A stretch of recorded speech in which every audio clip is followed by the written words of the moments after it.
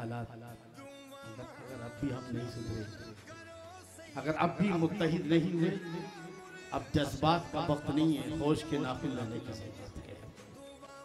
जज्बात का वक्त मुझसे बेशतर अभी क्या कहा अल्लामा इकबाल का शेर, न समझोगे तो मिट जाओगे हिंदी मुसलमानों, न समझोगे तो मिट जाओगे हिंदी मुसलमानों, तुम्हारी दास्तां तक भी ना होगी दास्तानों में। तवज्जो के साथ समाप्त करें। सच कहूं तो मुझे ये उन्वान बुरा लगता है, जुल्म सहता हुआ इंसान बुरा लगता है। किस कदर मसरूफ हो गई दुनिया, किस कदर मसरूफ हो गई दुनिया। एक दिन ठहरे तो मेहमान बुरा लगता है, एक दिन ठहरे तो मेहमान बुरा लगता है। और आज की जो नई पीढ़ी है उसके लिए बड़ा अच्छा शेर है, उनकी खिदमत तो बहुत दूर की बातें हैं यहाँ। इसकी खिदमत माँ बाप की खिदमत, उनकी खिदमत तो बहुत दूर की बातें हैं यहाँ। बूढ़े माँ बाप का फरमान बुरा लगता है, बूढ़े माँ बाप का फरमान बुरा लगता है। मेरे अल्लाह, मेरे अल्लाह मेरी कौम को जिल्लत से निकाल, मेरे अल्लाह मेरी कौम को जिल्लत से निकाल। इतनी जिल्लत में मुसलमान बुरा लगता है, इतनी जिल्लत में मुसलमान बुरा लगता है। एक बार दुरूद शरीफ पढ़ के सुना दें। अल्लाहुम्मा सल्ली अला सय्यिदना व मौलाना मुहम्मदिन व बारिक व सल्लिम सलातुन व सलामुन अलैका या रसूलल्लाह या हबीबल्लाह। अज़ीज़ान गिरामी क़ाबिल क़दर दोस्तों, आज हम जहां खड़े हैं, आजादी के बाद से लेकर आज तक हालात क्या हैं? मुसलमानों के या हर कौम के चार मसले हैं। कितने मसले हैं इस भारत में, चाहे मुसलमान हो या गैर मुस्लिम हो? कितने मसले हैं? खास तौर से मैं मुसलमानों की बात कर रहा हूं। चार मसले हैं। पहली चीज है मुसलमानों की जानो माल की हिफाजत। पहली चीज क्या है? मुसलमानों की जानो माल की हिफाजत। दूसरे तालीम का मसला, काय का मसला? मुसलमानों की एजुकेशन का मसला। तीसरा मुसलमानों के रोजगार का मसला। यूं तो बेरोजगारी अपने उरूज पर है और वजीर आजम है तो सब कुछ मुमकिन है। लोग अक्सर लोगों की ज़बान पर है जी। बहरहाल तवज्जो के साथ समाप्त करें। रोजगार का मसला, मुसलमानों के रोजगार का मसला। और चौथे ईमानो, इस्लाम, कुरान और मस्जिदों दरगाहों की हिफाजत का मसला। ये चार मसले हैं किसके? खास तौर से मुसलमानों के।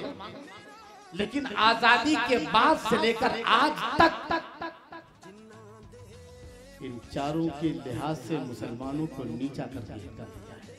न हमारी जानो माल की हिफाजत है, हमारी जानो माल भी गैर महफूज है। तालीम में मुसलमानों को दलितों से कहीं पीछे, बहुत ज्यादा पीछे हैं। और रोजगार का मसला भी जो बहुत पीछे है।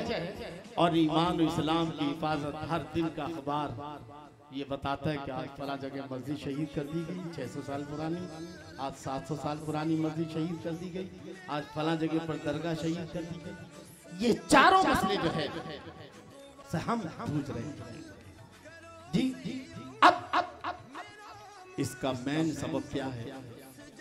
उस तवज्जो के साथ मेन सबब जाहिरी तो ये है कि अभी दुश्मनान इस्लाम ने ऐसी साजिशें की कि उन साजिशों के नतीजे में आज हम यहाँ पहुँचे हैं कि न जानो माल की हिफाजत है, न तालीम का मसला सही है, न रोजगार का मसला सही है, न इस्लाम की और ईमान की हिफाजत का मसला।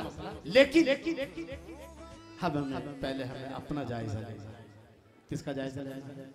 अपना। हमने कहाँ मिस्टेक की है? मैं बार बार कहता हूँ कि किसी को गाली मत दो, वो अपना काम कर रहे हैं, तुम अपना काम करो। अपनी जिम्मेदारियां निभाने की जरूरत है। चाय की दुकान पर, पान की दुकान पर फला ये कर रहा है, फला ये कर रहा है। शिकवे शिकायत से किसी कौम की तकदीर नहीं बदला करती है। शिकवे जुल्मते शब से कहीं अच्छा होता, शिकवे जुल्मते शब से कहीं अच्छा होता। अपने हिस्से की कोई शम्मा जलाते जाते, अपने हिस्से की कोई शम्मा जलाते जाते। आओ जरा हमसे कहाँ मिस्टेक हुई है। मैंने आज एक पंफलेट बंटवाया है। लोग पंफलेट लेते हुए इतना घबराते हैं, ऐसा लगता है कि उनकी गिरफ्तारी का वारंट है। मस्जिद के बाहर जो पंफलेट बच्चे लोग खड़े हो जाते हैं बांटने के लिए, क्या समझते लोग? लगता है कि गिरफ्तारी का वारंट है, हाथ में लेते हुए डरते हैं। मैंने उसका उन्वान कायम किया है, जो आज पंफलेट में अपने पास है, मेरे पास, जिनको चाहिए। क्या है? कुरान का खुसूसी पैगाम भारत के मुसलमानों के लिए, ये उसका हेडिंग है। फिर भी मैं देख रहा था मस्जिद में कुछ लोग जो है बच्चे दे रहे थे, ऐसा लगता है। तब जो समाज करें, अगर अब भी हम संजीदगी के साथ हमने अपनी तबाही बर्बादी को के असबाब तलाश न किए, हमारी बर्बादी के दाखिली असबाब क्या हैं और खारजी असबाब क्या हैं और उनका सद्देबाब क्या है, अगर इस पर हमने हमारी चाहे मजहबी क़यादत हो चाहे सियासी क़यादत हो, अगर अब भी हम संजीदगी के साथ इस मसले पर गौर नहीं करेंगे और गौर करके उस पर अमल नहीं करेंगे तो याद रखना हर पे गलत की तरह मिटा दिए जाएंगे।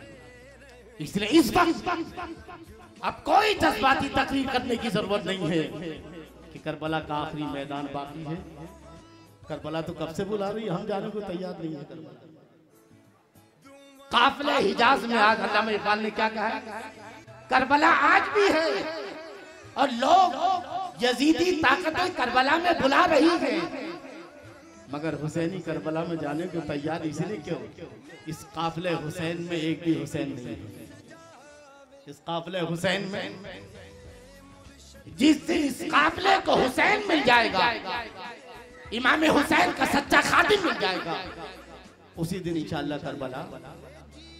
तो तवज्जो के साथ समाप्त करें कि भारतीय मुसलमानों के नाम कुरान मजीद का पैगाम, मैंने जिस आयत करीमा की तिलावत का शरफ हासिल किया, ये तफसीर नईमी है और सारी तफसीरों में सबसे ज़्यादा जो मतलब हर लिहाज से तफसीर की गई जामे मुतव्वल जो है वो तफसीर नईमी है और उसकी आयत नंबर सूरह आल इमरान 103 नंबर की आयत, बल्कि आप थोड़ा सा पहले से चले 100 नंबर आल इमरान की आयत नंबर 100, 102, 101, 102 और 103, ये 4 आयतों को आप सामने रखेंगे और आज़ादी के बाद से लेकर के दौर को आप सामने रखेंगे तो बहुत सारी बातें आपके जहन से क्लियर होती चली जाएगी। तब जो समाज करें, बहुत काम की बात है। हुजूर अल्लाह इरशाद फरमाता है,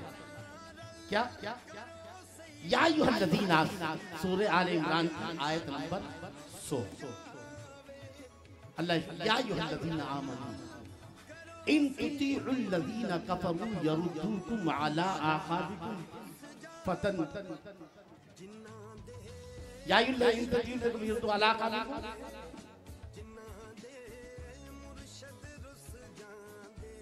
उतुल किताब यरुद्दूकुम बादा ईमानिकुम काफिर। क्या मतलब है? ऐ ईमान वालों, अगर तुम काफिरों में से किसी भी फरीक की इताअत करोगे, उनके कहने पर चलोगे, तो ये तुम्हें कुफ्र की तरफ वापस पलटा देगा। क्या करेंगे? ये तुम्हें कुफ्र की तरफ वापस पलटा देंगे। और आगे अल्लाह फरमाता है वकैफ़ तकफुरून व अंतुम तुतला अलैकुम आयातुल्लाहि व फीकुम रसूलुहु, और तुम कैसे काफिर बन सकते हो जबकि अल्लाह की आयतें, खुली आयतें तुम तक आ चुकी हैं और अल्लाह के रसूल तुम्हारे दरमियान मौजूद है। आगे फरमाता है या अय्युहल्लज़ीना आमनू तक़ुल्लाह हक़्क़ तुक़ातिह, ऐ ईमान वालों अल्लाह से डरो जैसा कि डरने का हक है, वला तमूतुन्ना इल्ला व अंतुम मुस्लिमून, और तुम मरो तो इस हालत में मरना कि तुम सिर्फ मुसलमान। अब आइए तीसरी आयत जो 103 नंबर की आयत, जो खास तौर से मुझे यहाँ बताना है। आगे इरशाद फरमाता अल्लाह ताला वाअतसिमू बिहब्लिल्लाहि जमीआ, अल्लाह फरमाता है अल्लाह की रस्सी को एक साथ मिलकर मजबूती से पकड़ लो। अल्लाह की रस्सी, अभी मैं तफसीर में बताऊंगा अल्लाह की रस्सी से मुराद क्या है। अल्लाह की रस्सी को अलग अलग मत पकड़ो।